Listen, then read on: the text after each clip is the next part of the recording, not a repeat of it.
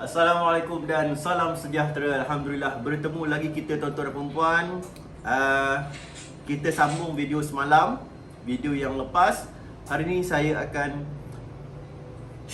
ajarkan tuan-tuan dan perempuan ilmu tentang inverter, ilmu solar inverter. Sebelum tu saya Muhammad Azil Zat Aziman, saya pengarah syarikat Mah Bayu Engineering Malaysia Sdn Bhd. Saya pakar elektrik, saya pakar solar Malaysia. Saya juga penulis buku elektrik antara terbaik di Asia Tenggara. Kepada tuan-tuan perempuan yang menonton video ni, sebelum tu sila subscribe channel kita Mah Bayu Engineering Sdn Bhd. Sila like page Facebook kita Mah Bayu Engineering Sdn Bhd. Jika ada iklan, tolong jangan skip sebab iklan yang bayar kita.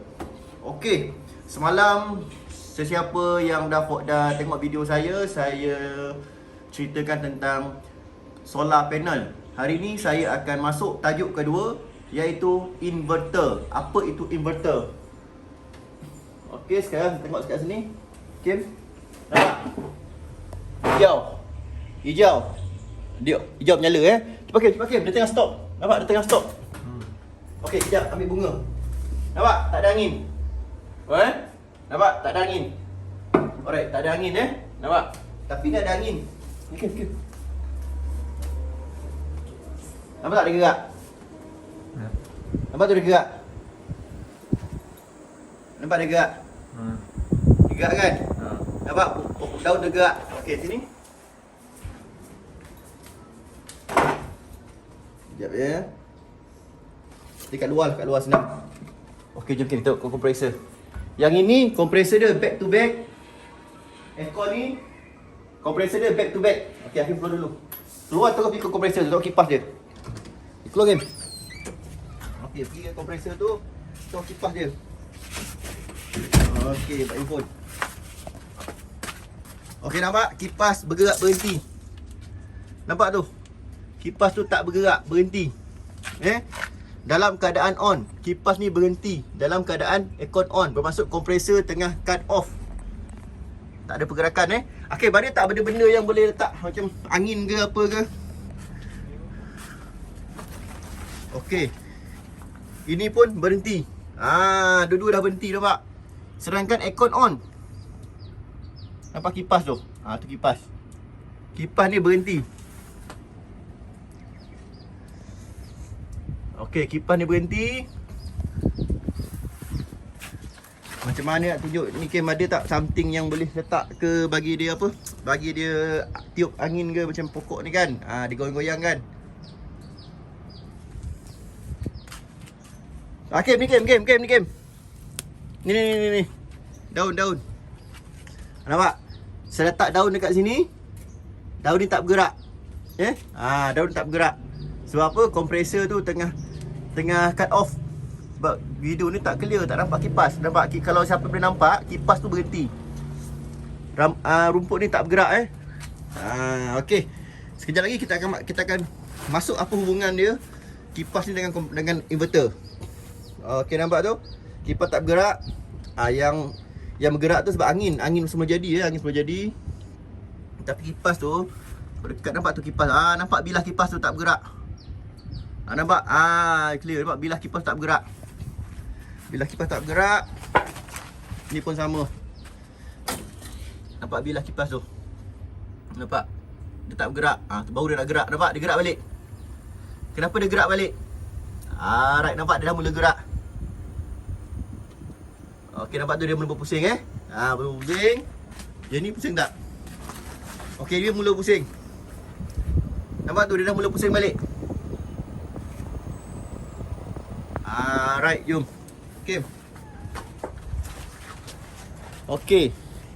Ini tandanya saya buka aircon ni 25 horsepower. 25 horsepower ni, Kim.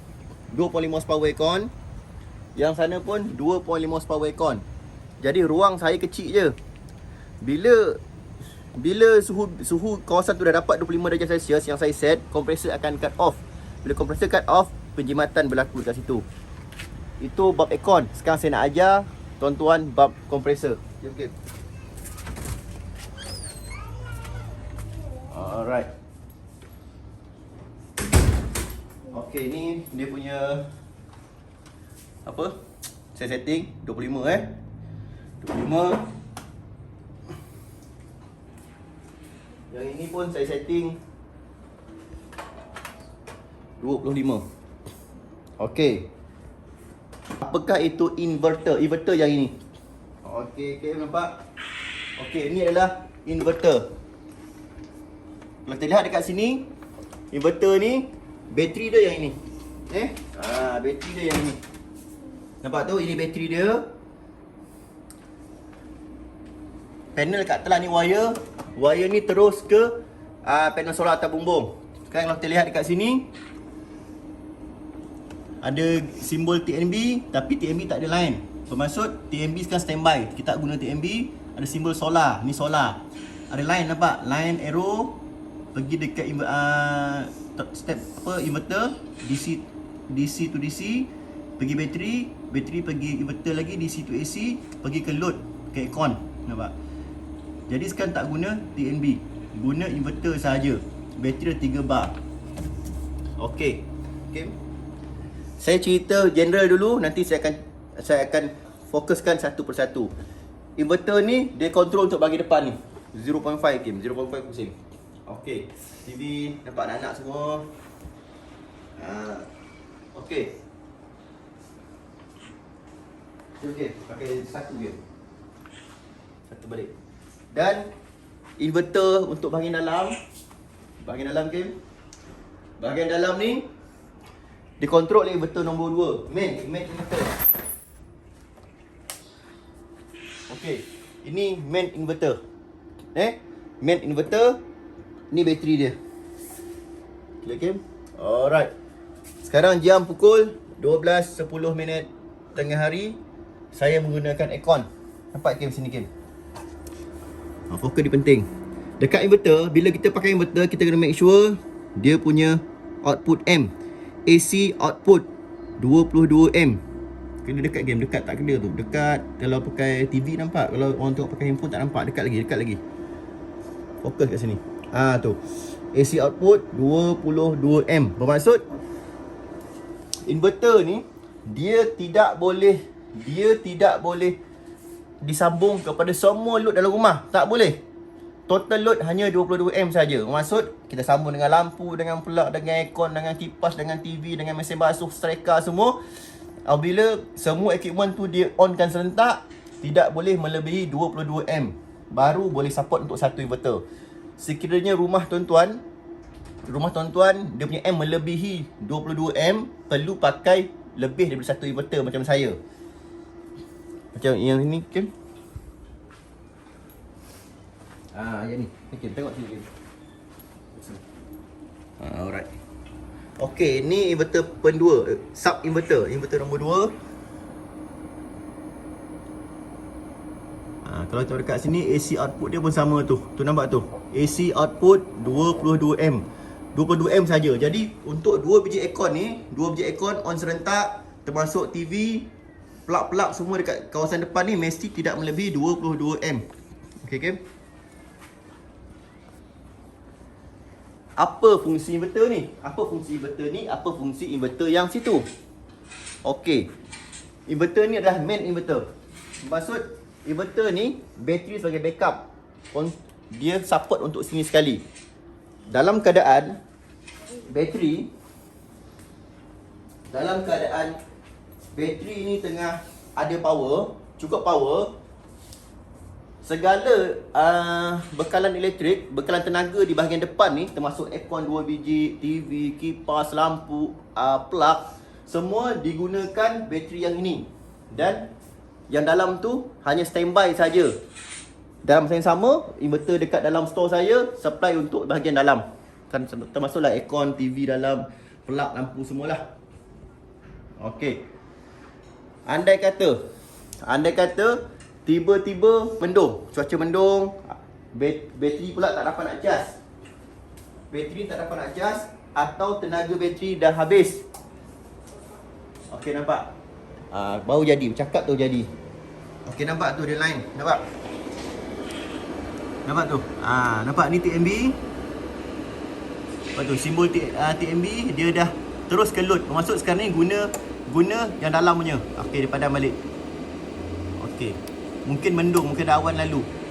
Okey, dia charging, nampak? Bila ada awan lalu dekat atas bumbung, panel solar yang kontrol inverter dan bateri ni tak dapat nak cas elektrik, dia akan guna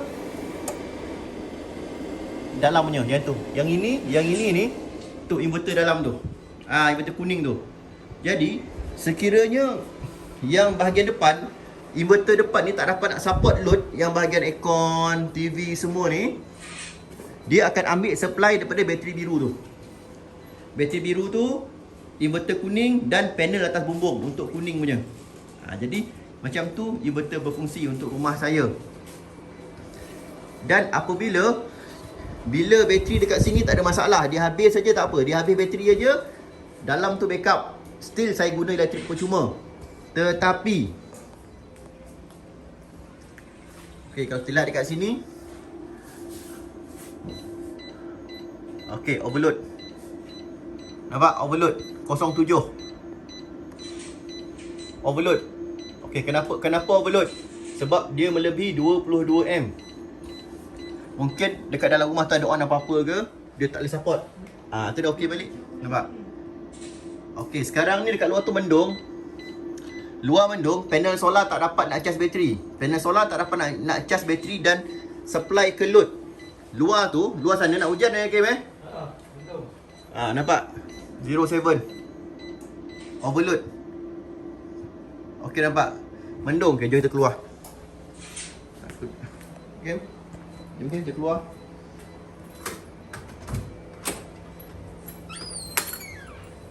Okey. Nampak? Mendung. Mendung nampak tu. Matahari sekarang jam 12. Matahari kat sini. Nampak matahari tu? Ditutup oleh awan hitam. Okey.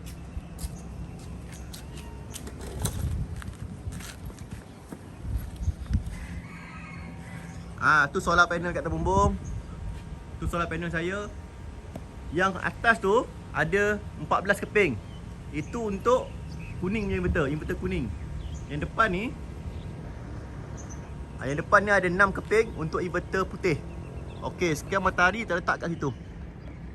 Tu matahari, nampak tu ada awan hitam tutup matahari. Jadi irradian tak kuat. Okey. Jom masuk dulu.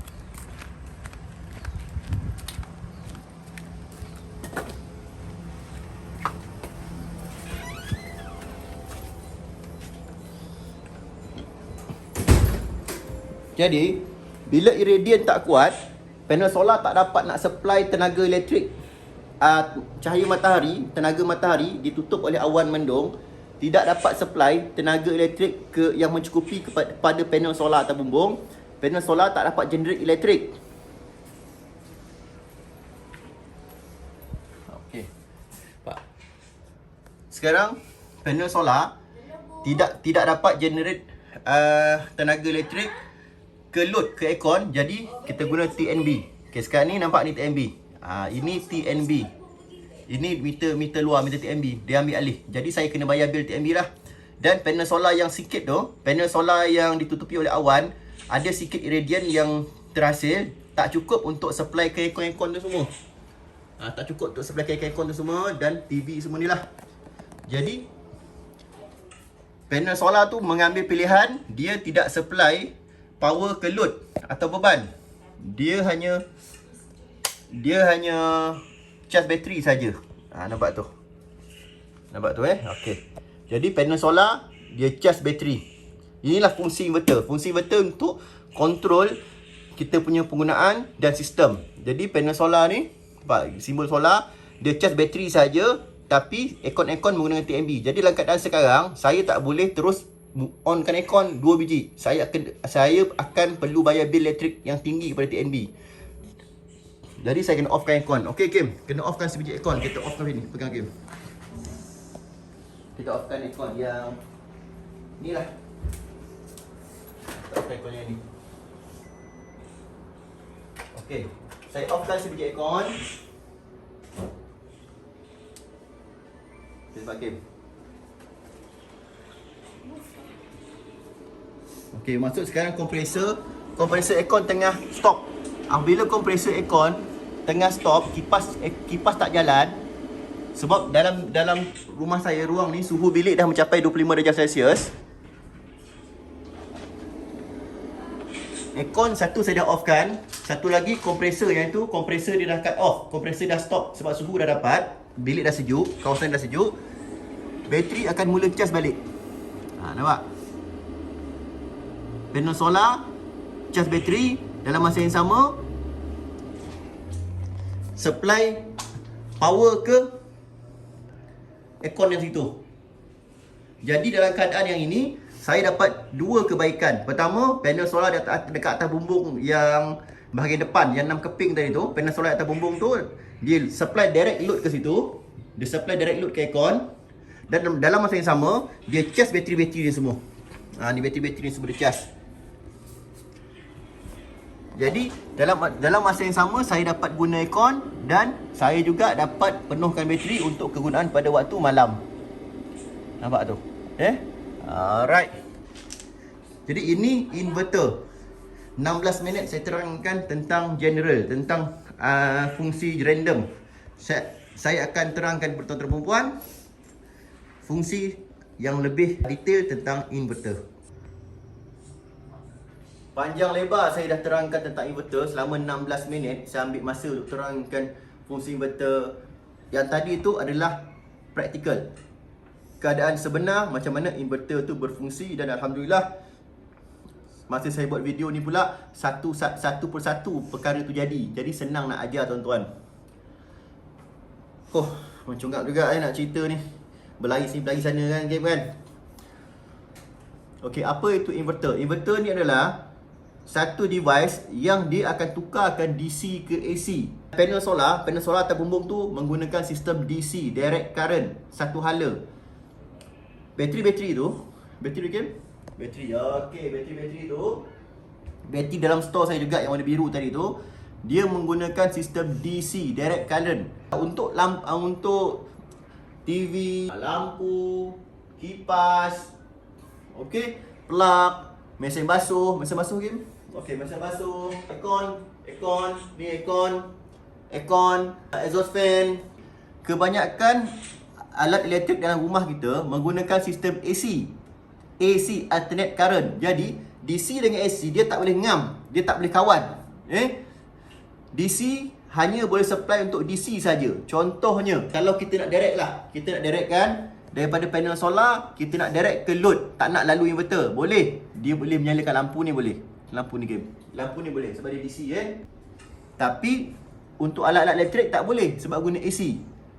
Jadi untuk kita ngamkan dia, untuk kita kawankan dia, nak bagi dia kawan antara DC dengan AC, daripada panel solar dan bateri DC, nak bagi dia buatkan alat elektrik berfungsi.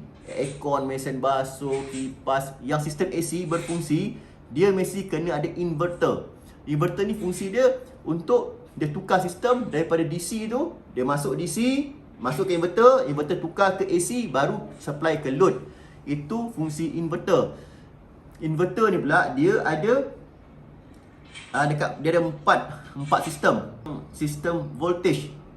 Tapi di Malaysia kita kebiasaan guna 3 sistem voltage saja.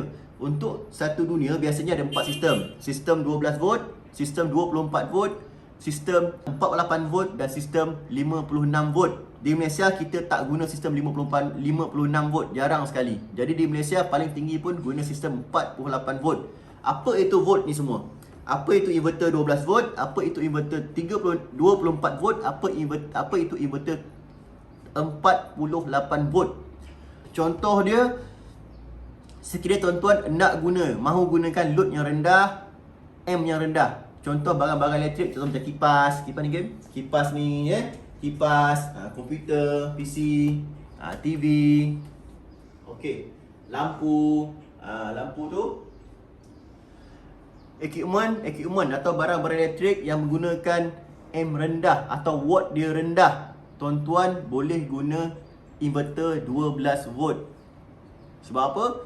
Sebab 12 volt dia boleh supply, dia boleh backup untuk equipment atau barang-barang elektrik yang load dia rendah atau M dia rendah. Tetapi sekiranya tuan-tuan ingin menggunakan mesin basuh. Mesin basuh tu, okey, mesin basuh atau aircon ni. Okey, aircon ni load dia tinggi, M dia tinggi. Tuan-tuan tak boleh menggunakan inverter sistem 12 volt. Sebab apa? Dia tak boleh bawa, berat. Bila tuan-tuan pakai sistem inverter 12 volt untuk operasikan mesin basuh, aircon, vacuum, bila on aja vacuum tu dia akan apa? Dia tak function lah. Dia bunyi tak macam tu dia bunyi. Tekan je switch dia bunyi. Tapi dia bukan dia fungsi, dia bunyi macam tak cukup power. Tahu? Okey. Sekiranya tuan-tuan ingin menggunakan barangan yang lebih berat, tuan-tuan kena gunakan 24 volt. Tetapi apa akan jadi sekiranya tuan-tuan menggunakan inverter 24 volt dekat mesin basuh dan aircon? Okey. Jika tuan-tuan guna mesin basuh, jika tuan-tuan guna sistem inverter 24 volt dekat mesin basuh, kalau perumpamaan dia macam ni Kalau tuan-tuan guna TNB, power daripada TNB, mesin basuh tu boleh siap basuh 1 jam. Tuan-tuan masuk baju, masuk air, masuk sabun, 1 jam siap complete, dia basuh, siap kering sekali. Tapi jika tuan-tuan guna inverter 24 volt untuk mesin basuh, dia akan jadi 2 jam. Power dia tak cukup untuk bagi mesin basuh tu fungsi yang maksimum, yang optimum. Jadi kalau tuan-tuan guna TNB, mesin basuh boleh siap dia punya tugasan daripada masuk baju, masuk air, masuk sabun sampai siap dia kering 1 jam. Bila guna sistem inverter 24 volt, mesin basuh tu akan siapkan masa 2 jam. Nampak? Lambat. Macam mana kita nak buatkan mesin basuh tu dia dapat siapkan tugas dia dalam masa 1 jam. Sama macam kita guna TNB. Kita guna TNB, bila kita guna power dari TNB, mesin basuh boleh siap kerja 1 jam. Selesai basuh 1 jam. Solar pun kita nak macam tu 1 jam. Jadi tuan-tuan tidak boleh guna inverter 24 volt. Tuan-tuan perlu upgrade inverter ke 48 volt. Faham Lagi tinggi voltage, lagi kuat, dia boleh mengoperasikan barang elektrik. Jadi sistem inverter 12 volt dan 24 volt untuk kegunaan ringan sahaja. Jika inverter untuk kegunaan berat seperti aircon, mesin basuh, vacuum, pengering rambut, sereka, sebaik-baiknya gunalah sistem 48 volt. Itu fungsi inverter. Sekarang kita akan masuk ke bahagian pemilihan inverter atau jenis-jenis inverter. Ada 2 jenis inverter yang kita biasa guna di Malaysia untuk sistem solar. Pertama, jenis MPPT, iaitu MPPT. Yang ni pun MPPT. Okey, MPPT. Okey, nampak? Dekat atas bila matahari mungkin awan mendung tu dah berkurangan. TNB punya supply dah cut off. Sekarang guna solar. Tenaga solar terbumbung, cas bateri. Dalam masa yang sama, tenaga solar supply untuk load, untuk lampu, kipas, plug semualah, untuk komputer semua Okey. Ini nama dia MPPT inverter. Sistem yang baik, yang bagus, yang smart inverter. Kita plug and play, tak perlu banyak fikir. Ada satu lagi sistem yang lebih murah, tapi kita kena banyak buat kerja. Nama dia PWM inverter. Okey.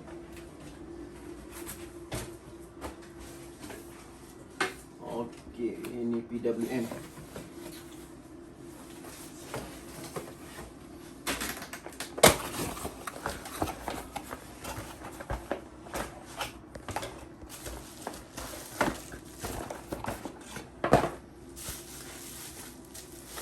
Alright. Ini nama dia PWM inverter. 24 volt. Tak sesuai untuk guna aircon tak sesuai, tak kuat. Aircon boleh on tapi tak kuat. Sekiranya tuan-tuan ingin save cost, biasanya individu atau pengguna yang ingin save cost akan gunakan sistem ni lah. Akan gunakan inverter PWM. Dia tulis saja 6000 watt. Jangan percaya, tak boleh pergi pun. Tak boleh pergi pun 6000 watt. Nanti saya akan ajarkan, insya-Allah. Kalau saya ingatlah. Okey.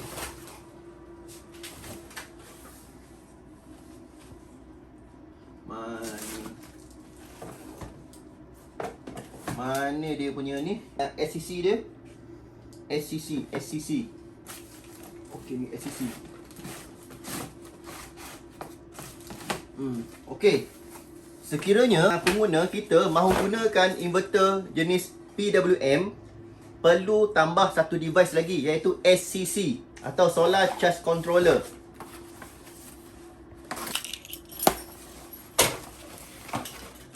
Okey, perlu gunakan ini, SCC, Solar Charge Controller. Apakah SCC? SCC ni adalah device yang menjaga kesihatan bateri kita.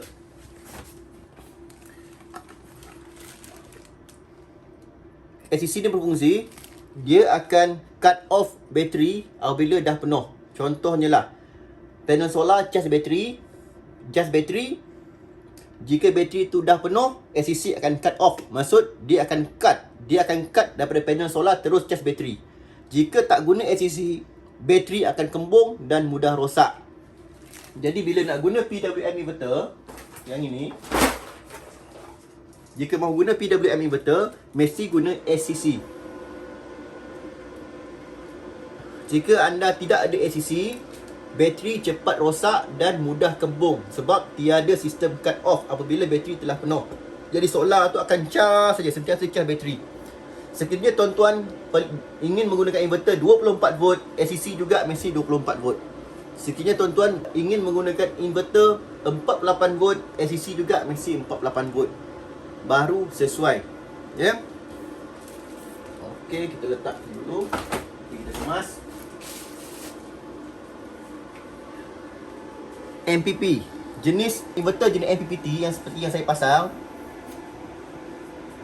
dia dah siap built-in SCC kat dalam ni. Maksud dalam satu box ni, dia ada inverter dan dia ada SCC sekali. Dia dah combine. Jadi tak perlu pening-pening kepala nak pasang dua device sekali, ya.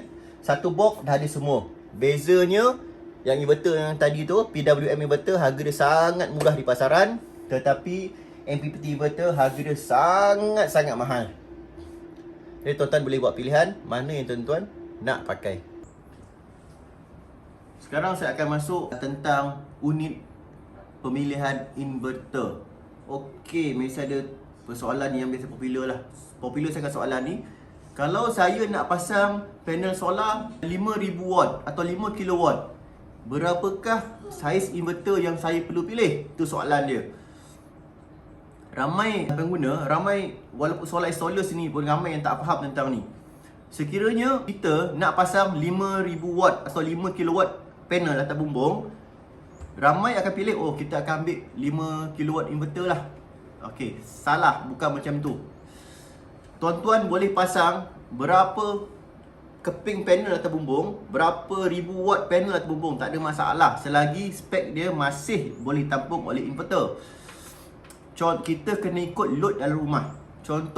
Contohnya saya mahu menggunakan, dalam rumah saya ni, saya mahu menggunakan kekuatan 5000 watt inverter atau 5 kilowatt inverter.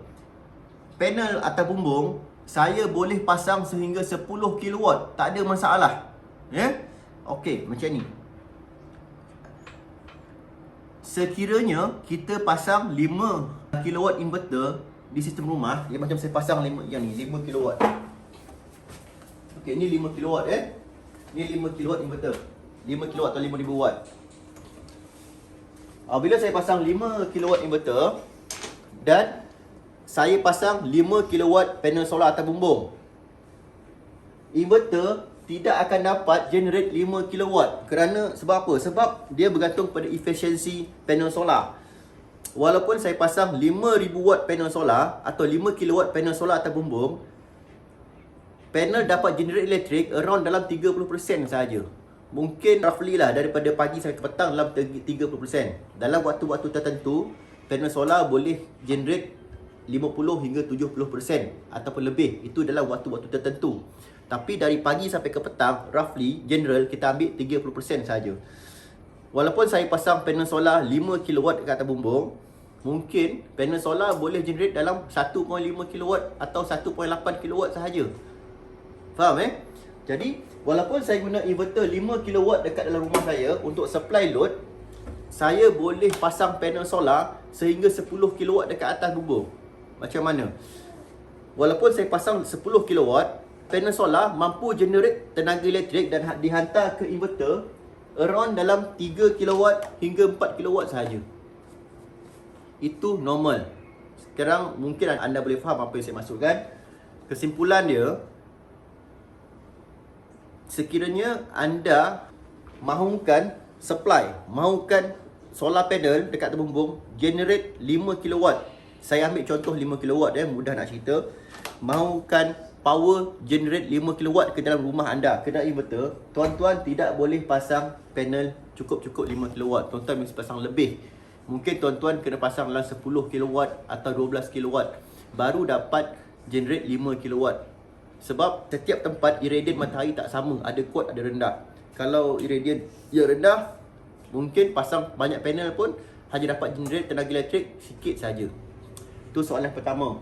Kita boleh guna inverter yang rendah, inverter yang dia punya kilowatt rendah, tapi panel dia lebih daripada kemampuan inverter. Sebab walaupun panel tu lebih banyak, belum tentu lagi panel tersebut dapat generate tenaga elektrik setinggi inverter yang kita pakai 5 kW contohnya. Ada soalan nombor 2. Kalau saya nak pakai sikit je, contoh saya nak pakai 2 kW dekat kebun lah, contoh kebun dekat kebun tu ada lampu, ada kipas, ada plug, ada pam air lah, pam air sebiji 2 biji, pam sedut air tu. Jadi kekuatan dia dah 2 kW saja. Jadi walaupun saya nak pakai 2 kW power, inverter macam mana saya nak pilih? 2 kW ke, 3 ke, 4 kW ke, 5 kW? Walaupun tuan-tuan pakai load 2 kW, tuan-tuan boleh pakai inverter lebih besar, 5 kW sebagai contoh. Sebab apa? Sebab lebih besar dia punya kilowatt, lebih besar inverter punya kilowatt, lebih tinggi nilai load yang dia boleh bawa. Contoh yang ini. Okey. Sekiranya tuan-tuan pakai inverter 2 kW, dia punya output mungkin hanya 14 ampere saja. Jadi bila tuan-tuan pakai barang elektrik melebihi 14 ampere, inverter tak boleh bawa. Dia akan berbunyi, dia akan keluar error 07 atau overload. Faham Tapi sekiranya tuan-tuan pakai mahukan 2 kW, tuan-tuan boleh pakai inverter 5 kW. Sebab kita nakkan dia punya ni, kita nakkan dia punya output ni. Semakin besar kilowatt sesuatu inverter, semakin tinggi amp output. Ni AC output ni, semakin tinggi AC output ni yang dia boleh bawa. Ini yang penting untuk satu inverter. Makin tinggi dia punya AC output ni, makin banyak equipment yang kita boleh sambungkan dekat inverter ni. Saya dah sharekan sedikit sebanyak ilmu tentang inverter. Banyak lagi yang tuan-tuan perlu belajar sebenarnya. Yang saya sharekan hanya sikit saja, hanya poin-poin penting supaya tuan-tuan tidak membuat kesilapan semasa memasang solar. Untuk tuan-tuan lebih memahami tentang sistem inverter, saya syorkan tuan-tuan beli buku saya lah.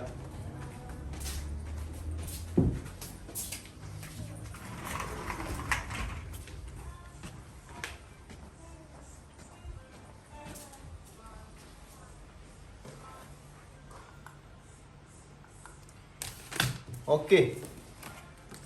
Sekiranya tuan-tuan dan puan mahu belajar pasang solar, mahu DIY sendiri, mahu tahu sistem solar yang lebih lengkap, sila beli buku yang saya dah tulis, DIY Be It Yourself Solar. Harga dia di pasaran dalam RM210 hingga RM250. Tuan-tuan boleh beli dengan saya, boleh WhatsApp nombor di bawah, ataupun tuan-tuan boleh beli di Shopee, Lazada dan Mudah.my. Okey. Ini isi dia. Tuan-tuan boleh lihat, banyak saya ajarkan. Okey. Sila beli buku ni untuk belajar lebih tentang solar. Nombor di bawah boleh WhatsApp. Dan ada buku-buku lain jugalah. Buku ni tuan-tuan boleh beli. Buku lengkap. Ya, tuan-tuan beli semua buku lagi baguslah. Beli semua buku. Jadi tuan-tuan boleh dapat ilmu yang lebih. Terima kasih kerana menonton. Semoga memberi manfaat. Ikuti next video saya. Saya akan share pula tentang bateri. Bateri solar. Macam mana bateri solar berfungsi, apa sistem dia, bagaimana pembahagian dia, jenis-jenis bateri apa yang bagus. Kita tunggu video saya yang selanjutnya tentang bateri pula, bateri solar. Saya Muhammad Azrizal Aziman. Saya pengarah syarikat Mahbub Engineering Malaysia Sdn Bhd. Saya pakar elektrik, saya pakar solar Malaysia. Terima kasih.